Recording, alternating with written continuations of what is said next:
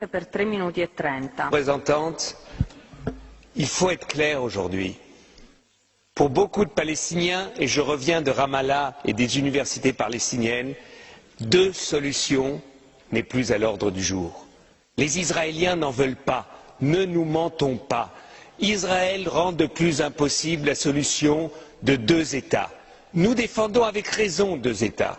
Mais il faut mesurer la frustration palestinienne. Et ce que je ne comprends pas, nous soutenons, comme les socialistes, l'initiative du président Abbas à l'ONU.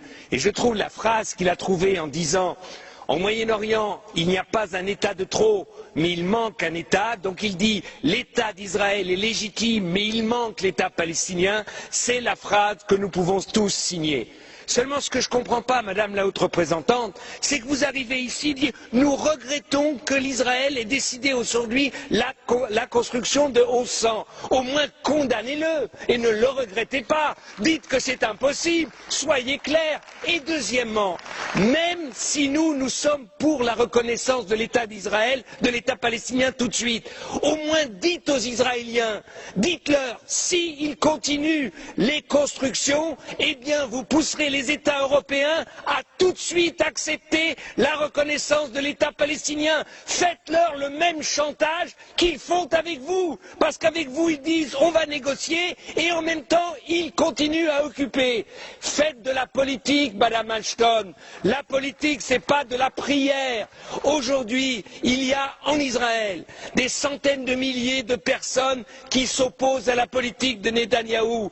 Il faut que l'Union européenne, il faut que nous, ici, nous soyons sincères et Monsieur Tannock, ne soyons pas cyniques. L'État d'Israël a été reconnu unilatéralement par l'ONU en 1947 et c'était juste. C'était juste. Il n'y a pas eu de négociation avec les pays arabes et c'était juste. Et quand Monsieur Tannock, vous nous dites qu'Israël soutient les Palestiniens avec de l'eau, Israël vole l'eau des Palestiniens et leur revend. C'est ça que vous appelez soutenir? Enfin, il faut arrêter un peu avec notre cynisme européen.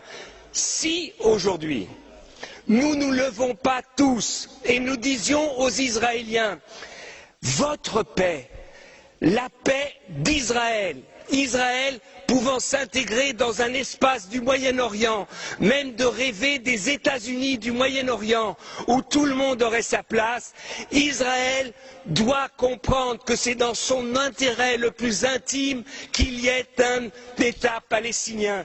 Et Madame Ashton, vous devez dire aux Israéliens, des représentants palestiniens comme M. Abbas ou comme le Premier ministre Fayyad, ils n'en auront pas d'autres et qu'aujourd'hui, si le Hamas aujourd'hui est contre l'initiative de M. Abbas, parce qu'il sait que cette initiative, c'est la seule possible pour qu'il y ait deux États au Moyen-Orient. Donc je trouve que votre position est trop faible. Vous n'avez à aucun moment dit ici comment vous pouvez obliger les Israéliens à négocier. C'est un mensonge incroyable. Ils disent on va négocier sans conditions parce que sur le terrain, on est en train de changer les conditions. On est en train de continuer l'occupation. Donc dites aux Israéliens où ils arrêtent tout de suite les colonies, la colonisation et la construction, où l'Union européenne soutiendra tout de suite la reconnaissance de l'État palestinien maintenant dans la 66e réunion des États de l'ONU.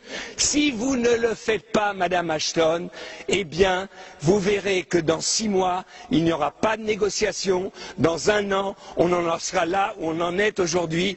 Vous reviendrez ici, vous dites il faut que les Israéliens et les Palestiniens comprennent que ce n'est que par les négociations qu'ils arriveront à la paix. Ils arriveront à la paix, Madame Ashton, si nous disons aux Israéliens, des fois, et pour défendre l'État d'Israël, too much is too much, enough is enough. Si on leur parle comme ça, vous verrez que les choses changeront. Merci.